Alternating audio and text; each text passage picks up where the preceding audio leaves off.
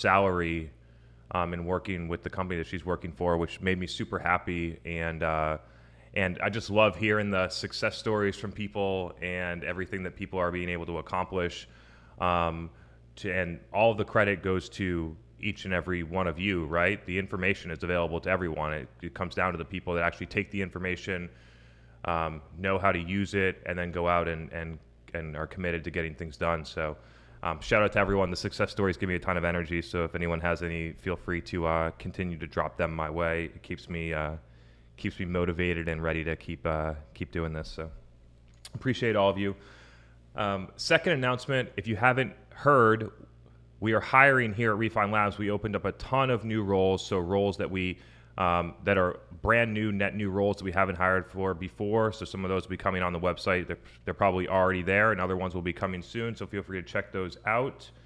To highlight a couple, obviously, we got directors of demand gen, paid media people, creatives with content. We got copywriters, designers, art directors, operations. And so if anyone's interested in joining the team, we truly are changing the game in B2B marketing. And if you are interested in helping out with that mission, we'd love to talk to you. All right, now let's get into the agenda here. We got two pretty meaty topics, and given that some people are already stashing questions on the first one, what do you say we move into pipeline velocity? And so the topic is why pipeline velocity could be the most important marketing metric, and I'm almost close to putting a flag in the ground saying pipeline velocity is your most important marketing metric. I'm going to check myself on that, but I'm pretty damn close. Maybe revenue is the only one, but pipeline velocity counts pretty much everything in revenue. So let's get into what the metric means, how to use it, and why it could be your most important metric. So for those of you that don't know, let's recap on the equation. Pipeline velocity, otherwise known as sales velocity, is a function of how fast and how much flow of pipeline is moving through your funnel over a period of time and moving to closed won. And so you can think about the velocity of a car similar to velocity of pipeline, and it accounts for the calculation is pipeline velocity equals win rate times ACV times number of qualified opportunities generated during that period divided by sales cycle length over number of days in the period. And so I know that was a lot. For some people, you might want to write that down. We'll write a blog or something about it so at some point so people can have it, but I'm going to do it one more time just so people know. So imagine measuring pipeline velocity per fiscal quarter, okay? So you have the win rate of all of the deals that closed during that quarter. So you had, let's say, 10 that became closed won and 30 that became closed lost. So you won 25% of total opportunities. That would be your win rate on closed ops. You have number of qualified opportunities created, which is a creation metric. So how many opportunities moved into whatever you call qualified, which would probably be stage 2 or stage 3. How many of those happened during the same period of time? The ACV of closed opportunities, not pipeline, closed opportunities. And so out of the 10 opportunities that you won, what was the annual contract value associated with those 10 opportunities on average? Divided by the sales cycle length of closed opportunities. That's over 91 days in a quarter on average. So you can do that entire mathematical calculation. It will come up with a relative metric of how much pipeline or revenue is moving through your pipeline over a period of 91 days or a fiscal quarter.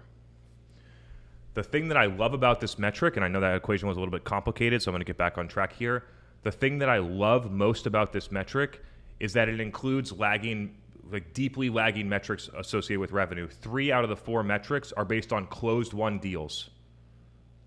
And then those are all used. So the historical performance of those 3 metrics is then used as a feed forward to predict future performance of the qualified opportunities that you generated during this period. The thing that's really sort of impactful and important about this is that it's not only about pipeline. So a lot of companies are only looking at pipeline creation, not sales cycle length, not win rates or conversion rates, not ACVs. So they're just looking at overall pipeline creation. And in order to be able to drive growth in revenue, you can play with any 4 of these metrics individually and make just as big of an impact. So only looking at net new pipeline creation, obviously that's a good lever to move on, but doubling your win rate would give you the exact same outcome and would create more scalability.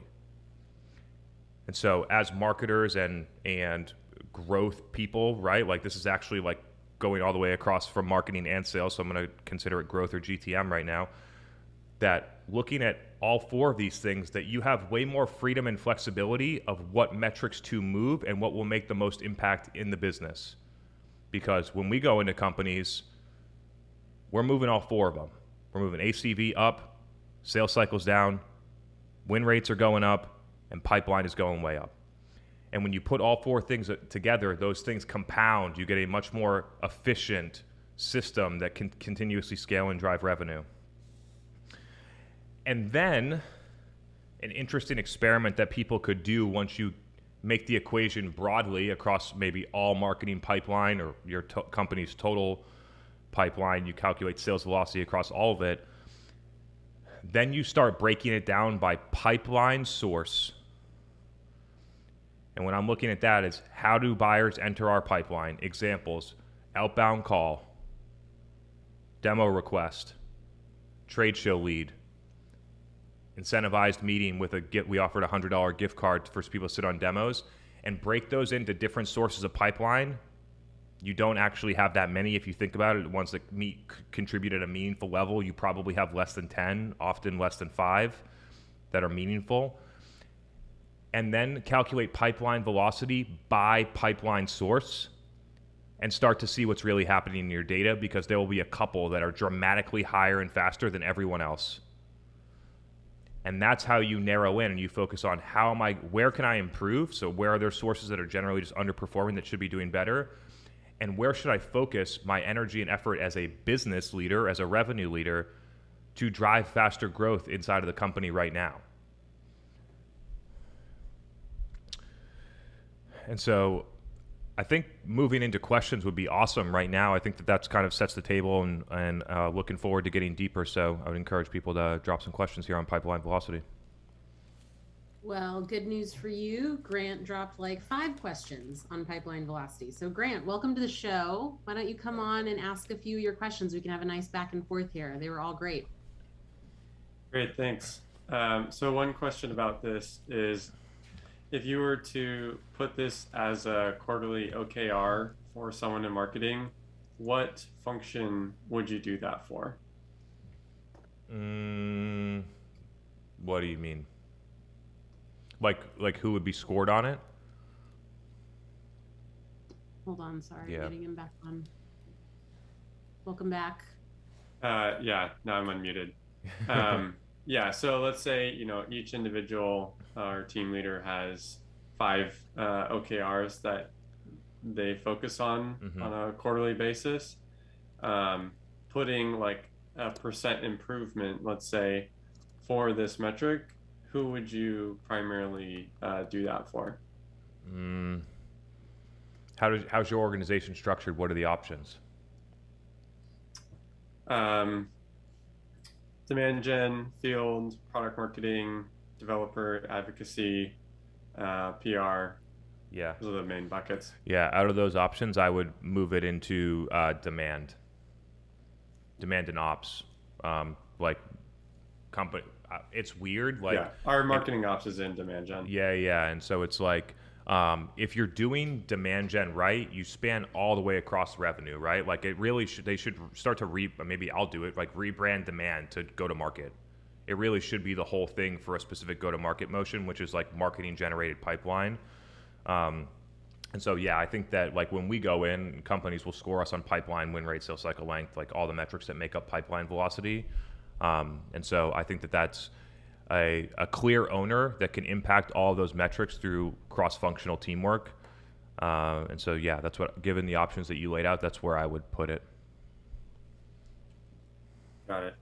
And when you think about the date windows that you're looking at for this, Mm-hmm. because you mentioned win rate, ACV, number of ops, sales cycle length.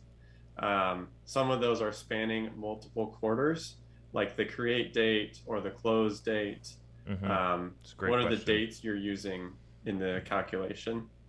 Yeah, I'm writing it down right now just so I get everything done. Okay. So, win rate, ACV, and sales cycle length are calculated off deals with the close dates in those periods.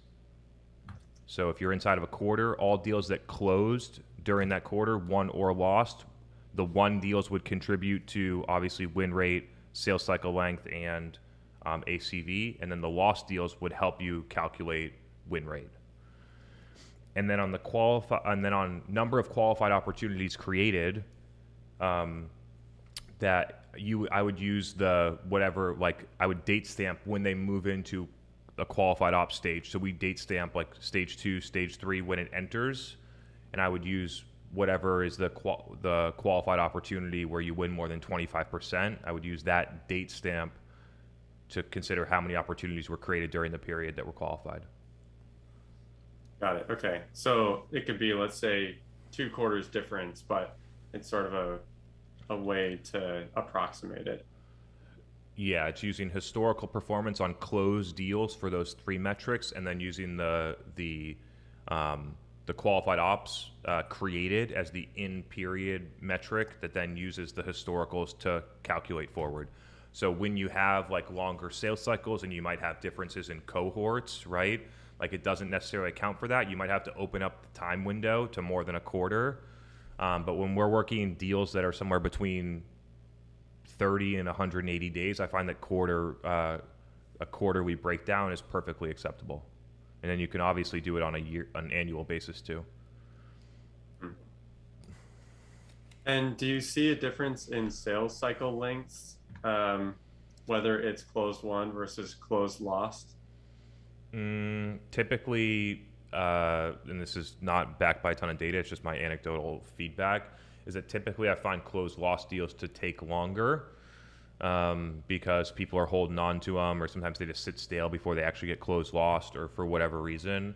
But when you're thinking about sales cycle length, you're only including won deals. So ACV and sales cycle length will only include deals that you won, not deals that you lost. Right. Yeah. Yeah. Cool. Thanks. Awesome. Great questions. Thanks, Grant. Kate dropped a quick one. She wanted me to ask for her. Does this still apply if your sales cycle length is 8 to 12 months long? Totally. You just do it over a year. So you just extend out the time window. I don't think there's any rule of thumb, so you should play with it, because I think that half years might actually be the best way for you to look at this, because years might be too long. But you should play with 90 days, 180, and a full year, and see what you get in any one. It should just shorten the window of opportunities that are in there, but it should still be directional. I haven't done it with a sales cycle length that long, if I'm being honest, but I have run it with companies that have like 200-day sales cycle, which is pretty close, and found that slicing it by quarter in that instance worked fine as well.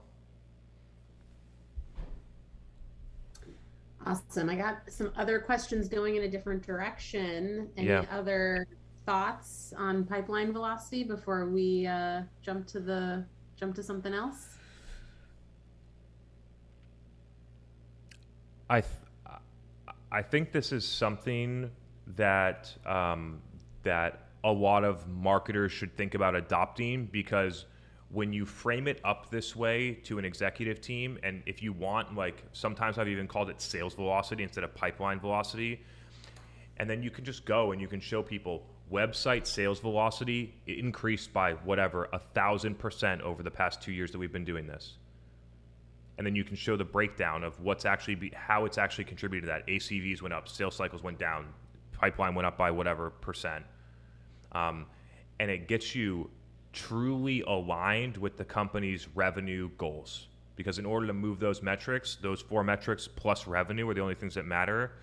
And then there's obviously cost efficiency metrics as well, but generally I think that those are great things to adopt, and shifting away from just pipeline and oftentimes a poor definition of pipeline and moving to this is going to get you a ton of respect from the rest of the go-to-market team by taking accountability to these things. And I just believe that it gives it changes you from a marketer to a revenue contributor by looking at it this way. And then if you can truly move from reporting on sales cycle length and win rates and move to optimizing for it, which is a big jump. A lot of people say that they optimize for revenue. They really just report on revenue. Optimizing for it is very different because you then work backwards and you start to figure out what things should I do differently. Most companies don't take those steps. They just keep running what they're doing and report on revenue. So we'll publish more details on this. I know the equation's a little bit complicated, so we'll publish details on this so people can take the information and try for themselves. Well, your additional thoughts spurred another batch of questions on this topic. All right, cool. You down to keep it going? I think Of we got course. a couple of good ones. Jennifer, I wanted to bring you on. I liked your question, and Nicholas, I'll bring you on next. Welcome to the show. Thank you. So I've had a lot of demand gen jobs and a lot of marketing roles, and I never feel like I have enough control over the sales pipeline velocity. How do we exert more control? I mean, what control do we really have on these reps? The thinking that you need to get out of is that the rep controls the velocity of the sale. The buyer controls the velocity of the sale. Fair enough. And so when buyers are coming into your sales team more educated, more ready to buy at what I would call a peak intent conversion, you will see sales cycle lengths compressed by more than 50%, oftentimes close to by 67%, somewhere in that like range. And so there's like, I always thought at the beginning, before I learned a lot of these things, that the way, and a lot of people think this way, is that the only way that I'm going to be able to impact win rates or sales cycle lengths is to train my sales team or like fix that process or like get more enablement or hire Sandler or whatever people want to do. And the number one thing you can do to impact those metrics for your sales team is change who they're talking to. So that's what I've found. So optimizing for like how are we going to get buyers at that exact stage, and then how do we get more of them over time? And then you start to see, like when I really saw this effect, it was because I was sending high intent conversions through our website to sales reps that had worked for the company for less than a month, and we're closing deals faster than an outbound deal. And then you start to see that like that's when I learned that the buyer truly is in control here. And then as long as That's my mantra now. The buyer controls the velocity. I love it. I love that. Thanks for the question. Yeah, that was a good one-liner. It's a good quotable quote. Nicholas, I'll bring you on next. Everyone was digging your question. Welcome back to the show. Thanks. I'm gonna have to go back and listen to this a couple of times because it's a little deep for my feeble brain to get on the first try. So, question for you: if I understand this correctly, and what you're talking about, I would assume that there's a lot of variables, especially when it comes to your pipeline based on source and intent. And so, with that being said, I think it's for us. It feels like some channels just their level of intent is just naturally a lot higher as they come into the pipeline than others. So how do you, with that variable in mind, how do you diagnose and say, okay, we have a problem here, we need to fix this? Aside from just like what's winning and what's losing, how do you diagnose and say, well, no, like this is going at the right speed just based on this channel because this is about as fast as that's probably going to go based on how they're coming in? And how do you diagnose problems and what do you look to do to try to fix things? If something's underperforming, to either cut it or say let's do these things to try to make things go faster. Like how do you put gas on the fire when it needs to have gas? Yeah, I wouldn't look at pipeline velocity as a way to narrow in and diagnose and make optimizations, I would look at different reports for that. I would use pipeline velocity as the number one metric in marketing or in go-to-market generally. Or if you own a certain pipeline source, right? So the people for field, if you own like the events pipeline, and then demand owns the website pipeline, and then the outbound team owns the outbound pipeline, like all three of those teams could be optimizing for sales velocity on their pipeline source. And then over time, you just generally know whether you're getting closer to your goal and not, and what metrics are moving in the right or the wrong direction. But if I'm looking to make diagnoses, I'm going to go into much deeper level of detail inside of the report. So sales cycle lengths are getting longer, or win rates are going down. Why is that happening?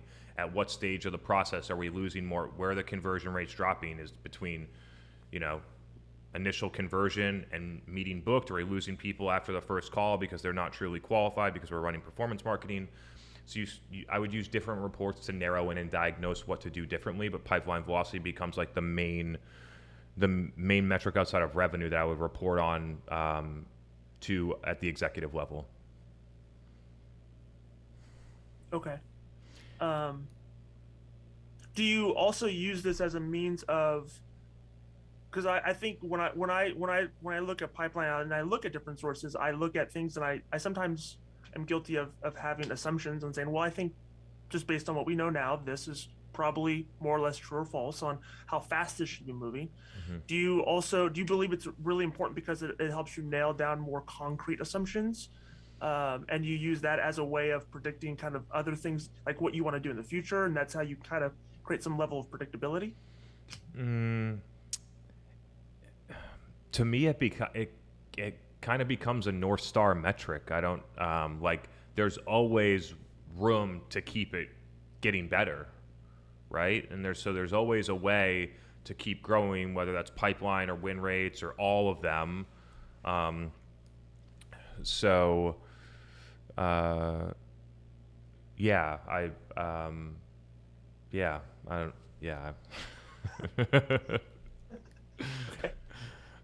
You stumped Chris Walker. Good job. Yeah.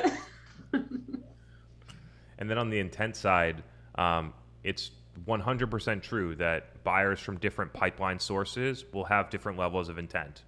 And if you look at a cohort of people that come in if they all have the same level of fit, people that come in and ask for a demo request versus people that you get some intent data in cold call, or people that you cold call from Zoom Info or some contact database, the demo requests are going to win the most. The intent data is going to be way lower, but still higher than cold, and cold is going to be the lowest, just because there's clear differences in the level of intent between those buyers.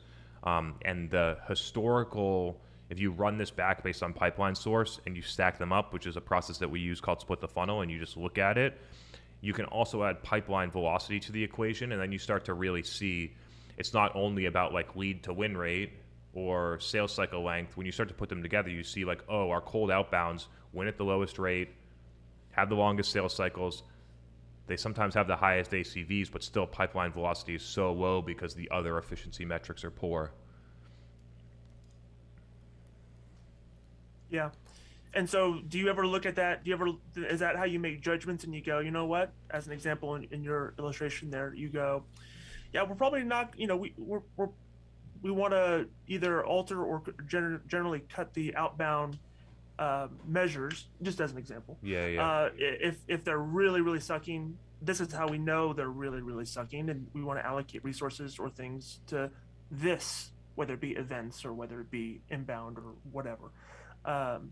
Is that more or less kind of how? Because as I'm thinking about it, I'm thinking about I want to start reporting on this, and I want to have more concrete data like this to where I can say, okay, our events strategy really blows, and we need to do away with that completely because of X, Y, and Z. Not just of the obvious things that you see on the surface, but like really making a bulletproof argument to the CEO using this measurement. Is that how you're doing that? And when do you look at something and say, this is kind of fledgling along, maybe we need to do X, Y, and Z? I think you might have answered that a little bit already, but I'm trying to get out of the attack it with tactics type mentality and figure out, okay, how do you really think about this holistically? Yeah, and it doesn't necessarily need to be used to kill programs, but when you stack them up one against the other, you should see what are our highest performing and what are our lowest performing, and then what are the benefits of certain ones. So like, well, you might get way lower win rates and higher and longer sales cycles with outbound. You often can also get higher ACVs and more pipeline, depending on how you define it. If you define it with a win rate, maybe not. If you define it as what most companies do, you can definitely create more pipeline on demand with outbound, which is why, again, I'm recommending companies set a flag that says you need to win this at 25% before we consider it qualified. But then you can start to play to the strength of like, okay, well, if sales cycles are going to be long and win rates are going to be high, like can we keep pushing up ACV? Can we keep being more targeted? So I wouldn't necessarily use it as the only way is to kill programs or compare one against the other. But generally looking at where are the biggest opportunities to improve each of these core programs, and if we were going to make investment decisions and how to scale, does this data inform us in a better way than what we're using right now? I would say oftentimes yes. Cool. Thanks. Thank you. Thanks, Nicholas. Great camera. Everyone's complimenting you in the chat. It's a $600 investment. Go get one. Thank you for the information. Tori, my good friend Tori, welcome to the show. Excited for you to ask a question.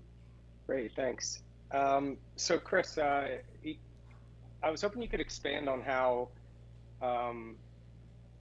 source kind of plays into this entire calculation, right? So you've been talking about pipeline source, which I feel like is the starting point. You know, when we do the look back analysis, when we're splitting the funnel, a lot of times we're looking at original source, maybe the most recent kind of conversion point. And so I'm hoping, you could just kind of expand on how maybe looking at the pipeline velocity from those different views of the source, even self-reported attribution source, might kind of impact how you utilize the output of the pipeline velocity calculation. Mm-hmm.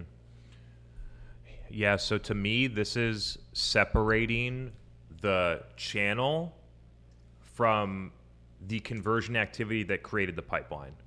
That's it. So in HubSpot's original source, in self-reported attribution, in attribution software, it's going to tell you the channel, which does give you some interesting information at times. But what I found to be a much better predictor is the action that someone takes that gets them into your pipeline. So requesting a demo, getting a badge scan at a trade show, getting a cold call or a cold email or something like that. Those are sort of like the pipeline sources that I'm looking for. Most people don't look at it that way. So they either do one of two things. They'll look at it at the channel, like all the leads that came from Google, all of the leads that came from Facebook, all the ones that came from LinkedIn, regardless of the action that the person took in order to get into the pipeline. Or they'll just look at marketing all blended together. And just say, oh, here's all of the marketing stuff and calculate pipeline velocity off that. And if you're able to understand that the intent that a buyer has will dramatically change and impact their conversion rates, their sales cycle lengths, things like that, it's just like, it feels very obvious to me right now that you would acknowledge that how people enter your pipeline is a signal to intent and will therefore have much different metrics and dynamics when you make this calculation. And so looking at this and stacking it up between events, cold outbound, and website sourced or website sourced high intent, and you made those 3 or 4, like events might be getting you more revenue, but the velocity is way slower. The scalability might not be there. The amount of pipeline that you're creating per advertising dollar or program dollar, or the amount of revenue generated per program dollar may not be as strong. And so those are like, when you dig a little bit deeper into the pipeline source, you can start to look at each individual thing and decide like, which one do I want to scale? And then you get to some of the companies that we work with that have been with us for a long time, where like 90% of their marketing sourced revenue comes through their website with a buyer saying, hey, I want to buy now. And that stuff is growing 30 or 40 or 50% every quarter, and has been for the past 8 fiscal quarters. And then you're like the events are nice, everything else that we're doing is nice, but we have this machine that's driving buyers that are coming through, closing way faster than outbound, winning at way higher rates. We have control over how much pipeline we can generate. And then you start to really get in the driver's seat.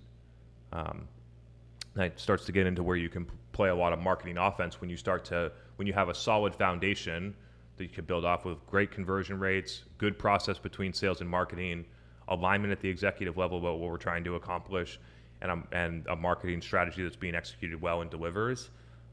Then you are in a really cool position. And so you're looking at the pipeline velocity on a quarterly basis as a way to judge if you're improving that individual source, not so much of using it to continue to stack rank which of your sources are the high performers. Because as you continue utilizing it, right, the top performer is just going to separate itself from the rest of the field.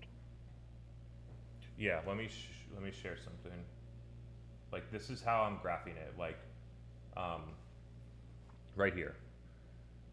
So you can see, like, over this period of time, this is the amount of, in Q4, this is the amount of expected revenue that will be created off of the pipeline that was created in Q4. It's not going to close right then, but based on the historical win rates, sales cycle lengths, and ACVs, that the pipeline that we created in Q4 will deliver $3.38 million in revenue in the future, which means that we went from this company doing like 75K a month on average of revenue through the website to now more than $1 million a month. And so the pipeline production combined with the win rates and the sales cycle lengths create this like very strong motion where if you're reporting to the board or you're reporting to somebody else, I'd encourage marketers to use this metric, because if you execute properly, it's one that's going to make you look the best. It includes all of the metrics that matter that other people don't see. Like, other people don't look at sales cycle lengths and win rates as a way to impact revenue. It's crazy, but a lot of people don't. They just think about how are we going to get more pipeline. Doesn't matter where it comes from. All the pipeline's the same. Doesn't matter about the win rates. And a lot of people think that way. And so by showing them, hey, like, it's not only that we created $5.8 million in pipeline last quarter instead of $1.7 million, but we also win half of it now instead of 25% of it. And so we're going to generate way more revenue for that reason. And so I think about this as a way to report and a way to flag and optimize. But I consider this like, if you had 3 or 4 metrics that you're going into the board with every quarter, like, and you want to put up a chart, like, this would be a great one to put up. Sorry, Tori. In case you have any closing remarks. No. I was just going to say that's great stuff. Thank you, Chris. All right. I heard my friend Kate sent this to you over LinkedIn, and I got to get this in for her. Her CEO would strongly prefer data to support the viewpoint that they need to move towards demand gen away from lead gen and stop gating content. What kind of data can I provide to him? Is there research that proves these tactics? Could you ask that one real quick? I was answering a question in the chat. Yeah, the beginning totally. Of the question. So her CEO is essentially asking for data or like a business case to support the perspective that they should move away from lead gen and toward demand gen, stop gating content, etc. So she's asking if you know of any data that she can provide him. Is there research that proves these tactics? What would be the way that you could validate this recommendation with data? Yeah, don't go look for research. The data's in your CRM, and it's way more relevant. So run an analysis of that. Most people that are gating content do it for 2 reasons: to have a sales action directly after it, like an outreach cadence or cold call, or to push through email nurtures to hit an MQL score to do the same thing. And so whatever the outcome is, just track against that. Like the way that someone gets into the funnel would be a content download, and then track the effectiveness over a 12-month period of time about how many people go from that into becoming a customer and how much money is being spent from both resources and salespeople's time and things like that. And you should be able to calculate how many leads it's going to take you to win one deal. I've done with some companies that push a ton of people through this, like 100 million ARR companies that push a bunch of people through automation, like ebooks through automation, and showed them that all I looked for is if the person ever touched an ebook campaign and then became a customer, and they won 7 total customers for like 300K ARR, $100 million business that was generating thousands of ebook and content downloads and things like that, and didn't map back at all with not last touch, any touch. And so there's usually clear data in the CRM to support moving away from this. And then you have to be able to present, what are we going to do instead that's going to work better? And so I think that's where there's part of it of showing people that, hey, like what we're doing right now is suboptimal, which is oftentimes very easy. The thing next that needs to happen is you need to be able to build trust in a new plan that people believe in, that are going to leave the safety of what they've been told to do by Serious Decisions and Forrester and Gartner and all those companies for a very long time, to leave that and go in to do something new. And I've done that before in my career. It changed my life, but it is typically pretty difficult. And so you got to be able to look at data, have confidence in your plan. What I found, and when I looked at this, is like we have all these people that are downloading ebooks over here, and here are the win rates and the revenue and the pipeline created. Here's what our sales team thinks about following up with those leads. And then here are the people that are over here asking for demos and different things like that. And here's what our sales team thinks about them. Here are the win rates. Here are the sales cycle lengths. Here's the pipeline created. Here's the revenue.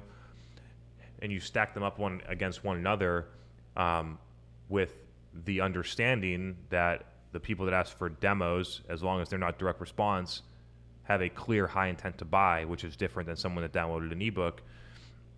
And so that data should be able to help. The last piece is that, just calling the people usually gives you a pretty good signal. So if you're asking your sales team to do it, like I've had a VP of sales do this to see what's actually happening when they're like, hey, can we get 500 more leads? I say, I'll give you 5 and you can call them and you can let me know if you want the other 495. Because I think people really do need to see it for themselves. I didn't understand what's going on really until I did this. And it changed how I do marketing forever, because it makes no sense to send your sales team these people. They say, I've never heard of your company, stop calling me. They ignore you. I don't remember filling that out. It's just annoying people that don't want to buy from you. But I acknowledge that a lot of people have not taken that leap yet, and so sharing the data with them about what's actually happening, because a lot of people don't know. They just measure on MQLs, and you got to show them what the whole cycle looks like, how much money is being spent, and all the other associated metrics around it. We do have a full process and data published on that one that we have released in the alpha group of a product that we were launching called the Vault. And we'll be letting another 20 people into that product in April or May, and the wait list is quite long. So if you want to get on the wait list, you could join the wait list on the website, and we have the whole thing documented with instructions and some templates to go through it. Wow, you dropped a Vault teaser. Fun. Oh yeah. Scott, you've been very patient. I'm going to get you in now to ask your question. Kind of touching on some other topics here. Welcome to the show, Scott. Perfect. Man, I tell you, I love this so much. I might table that. Is it just kind of like a? Oh no, Scott, we can't hear you. Turn off your video. It froze up. Oh, there I am. I was froze up for a sec. Uh-oh. I maybe froze up. We Am I got you. there? Yeah, we can hear you. Maybe turn off your video and ask your question.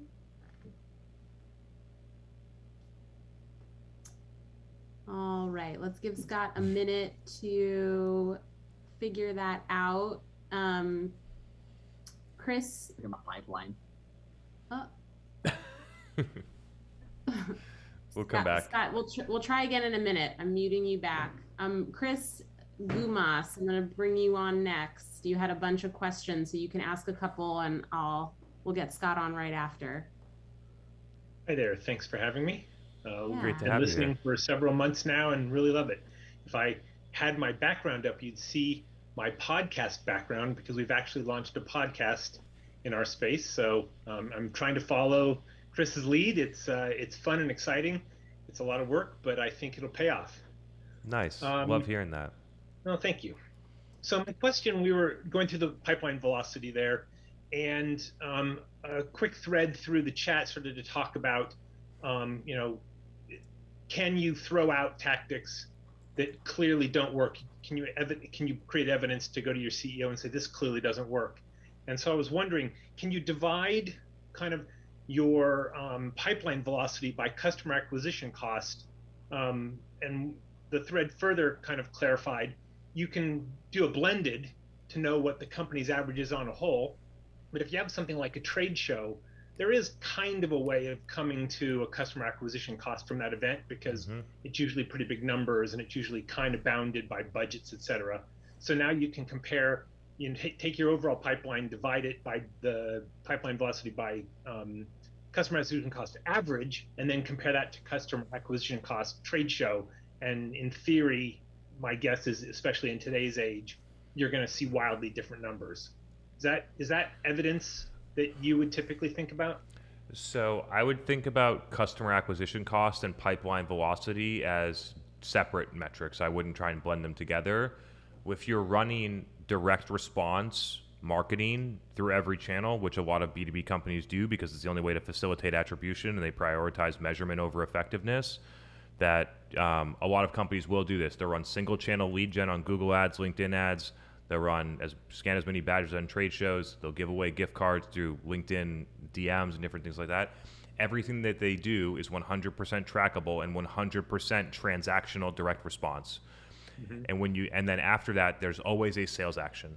And when you look at that, you can stack out by every single channel or program, and you can look at it from lead to win, but then you can also use every single metric, win rate, sales cycle length, pipeline created, things like that, to get you pipeline velocity. And then you can look at total cost, and you can create individual, what I would call program cost of acquisition. So it doesn't include headcount, tech, things like that. It's just literally the program expense of acquisition. And then you can stack all of those different things up, and the stuff rises. If you sort them by velocity and CAC, like the stuff that's good rises to the top and the stuff that sucks goes down. And most companies run that way, and so that's like a more advanced version of split the funnel, which is just looking at each individual direct response or lead gen channel and then calculating those metrics. And you can look, and some companies have $5 million pipeline velocity per quarter for website and like $200 for incentivized gift cards or something like that because they never win anything and it takes forever. And so those are some of the dynamics that you can get. There are definitely some winners and some losers in that process. And it's 100% feasible. And if everything that you're doing is to trigger a sales action, which most companies that run DR, that's what they do, then you can just easily stack all those up and calculate all the metrics and compare them. Okay, I remember now at the beginning of the talk, you did talk about running a full pipeline velocity by source. And kind of as you got going, I started blending everything you were saying together and forgot that one little detail. Yeah, they both metrics matter. So I'm looking at like what metrics really matter. Pipeline velocity, revenue, customer acquisition cost is probably the three like top level business metrics that I'd be looking at. And then you have qualified pipeline creation per time and cost per SQO. would be sort of the top 5 business metrics that I would report on. Okay, thank you. Good to have you on here. Good luck with the podcast. Thank you. All right, Scott Marker, take 2. Let's do this. You're on live. Uh-oh. Welcome to the show. I'm cursed. He's not unmuted. I'm Am I there? working on it. Yep. Yay! Hey, Chris. Hey, Hey, Scott. like I said, I had a different question, but I love this topic. I don't want to stop the momentum, so change it up.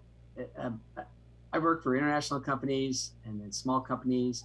And the small companies, I was in charge of some of the marketing, and I didn't do the velocity, which I should have. But what I'm asking about is, it made me think about it as you're talking, is because I cannot believe I never thought of it with other companies. But on the velocity, doesn't that like totally impact your CAC, the cost of acquisition of a customer? Because we didn't ever take someone closed in 6 weeks, 6 months, or 2 years.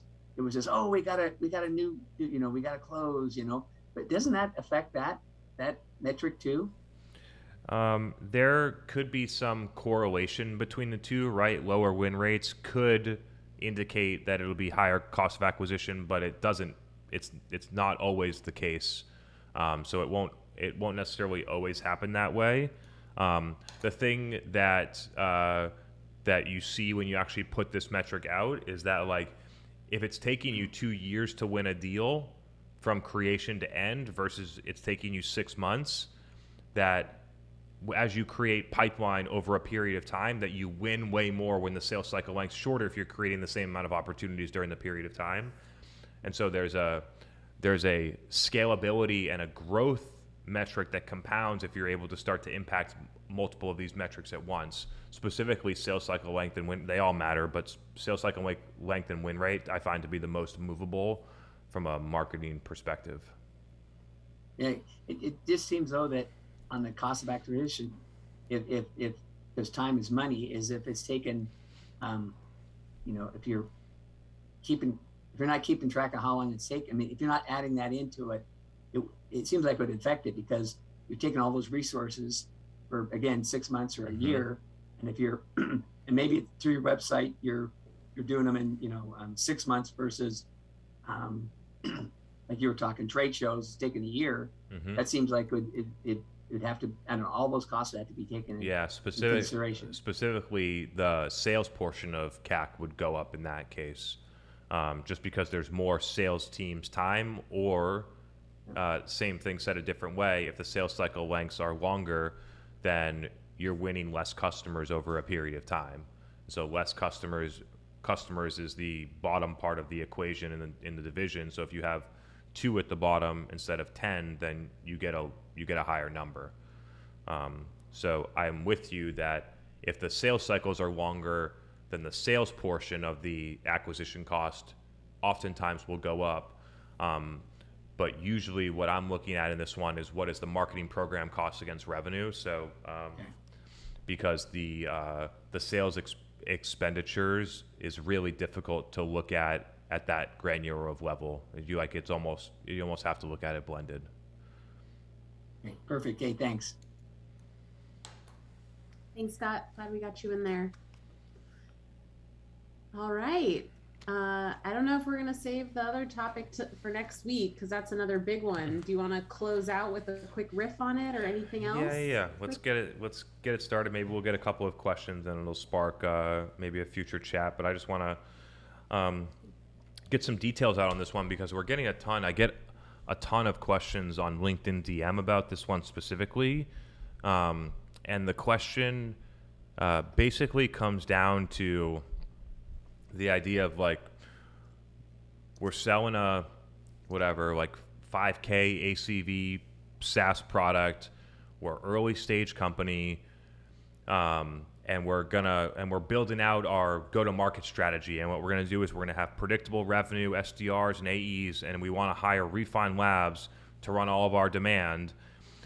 And I go back to them and, like, that's not gonna happen. And the reason is because there's no way that you can afford all of that cost for a 5K ACV deal. There's no way. You can't even afford an SDR and an AE combined at 5K ACV deals. Your CAC payback will be too high to scale. So you can do it to get to your first million, maybe your first 3, depending on how much cash you raise, but it will not scale when you have CAC paybacks in the like 3, 4, 5 years on your sales expenses. And then you have an SDR and an AE, and then you add on top of it like $100,000 a month in media spend, and you just cannot afford all of those expenses to acquire a $5,000 a year customer, which means that they pay you less than $500 a month, and you can't afford all of those expenses. Like an AE is not going to be able to close enough deals to pay for their own salary.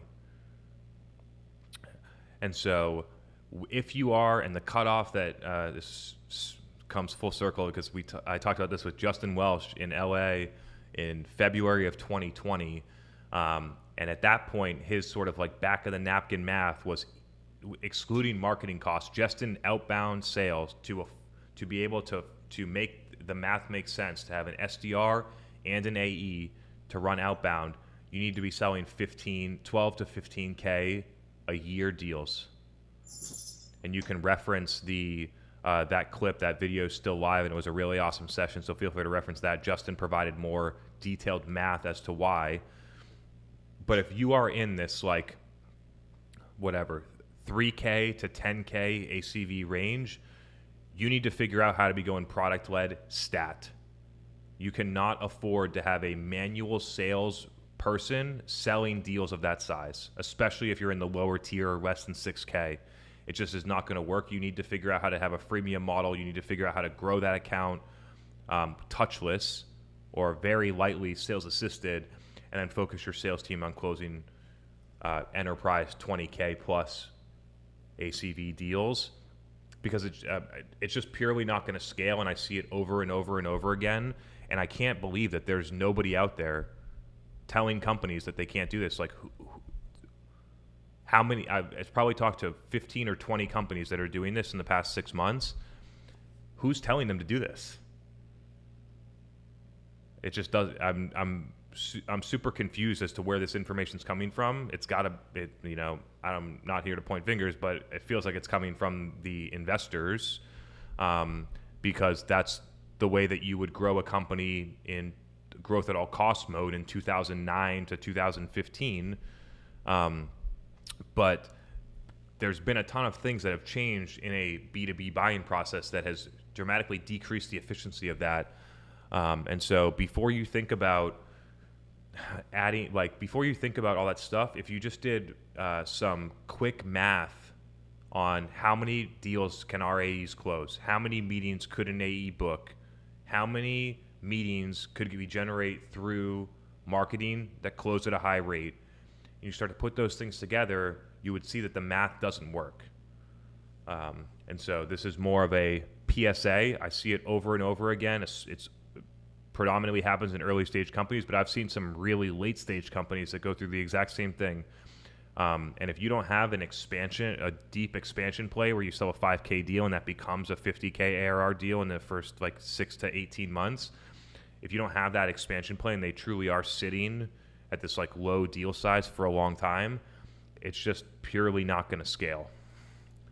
And so hope people consider that. And if you are in that ACV range, focus on how do I provide more value and get the ACV up so I can go and do that. How do I change my product or my messaging or my strategy to be able to focus on more upper market deals where the ACVs are higher to support this type of motion?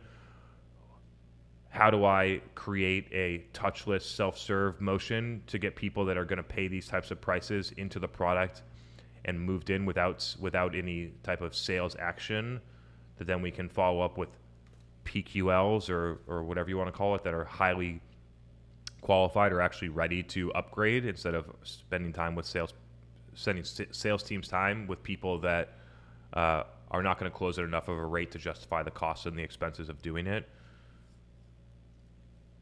So that's what I got here. If you're in that ACV range, would highly recommend you take one or all three of those things. But the product led motion is it's got to happen at that range from now on. That was perfect.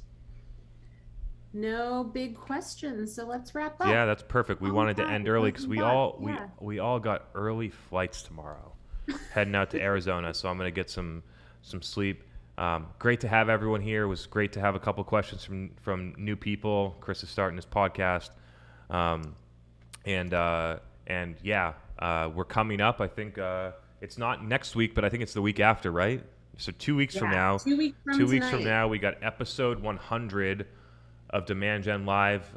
We got a special guest. I'm sure that you all can guess who that is. The man, the myth, the legend, Gaetano Dinardi from episode 1. He was probably on the first 30, maybe more episodes we can check.